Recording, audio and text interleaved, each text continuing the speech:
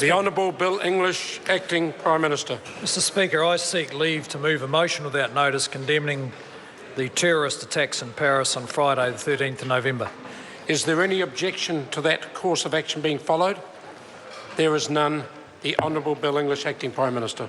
Mr Speaker, I move that this House condemn the terrorist attacks in Paris and extend its condolences to the families and friends of those killed and injured. I'd also like to acknowledge Her Excellency Mrs Florence Jean Blanc Riesler, France's Ambassador to New Zealand, who is in the Speaker's gallery today.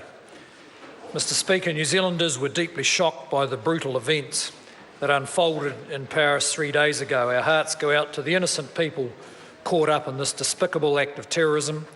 In particular, we extend our deepest condolences to those who have lost loved ones, as well as those who were injured, some of whom are still fighting for their lives. As our Prime Minister has said, New Zealand stands shoulder to shoulder with France in the global fight against terror. Sadly, this is the latest in a series of terrorist attacks on innocent communities around the world.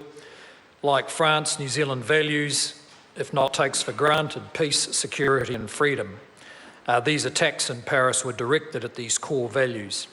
It's abhorrent to us that people going about their daily lives were gunned down in cold blood in an act designed purely for the purpose of killing as many as possible. This is an assault on the democratic freedoms that we cherish. After the attacks, the New Zealand government responded immediately to check on the well-being of New Zealanders known to be in Paris. The Prime Minister also conveyed his sympathies to the President of France. The Prime Minister will express those sympathies in person to the President when he attends the Conference of Parties on Climate Change in Paris later this month. Finally, Mr Speaker, I can inform the House that a condolence book has been set up in the foyer of Parliament for visitors and staff to express their condolences. Thank you.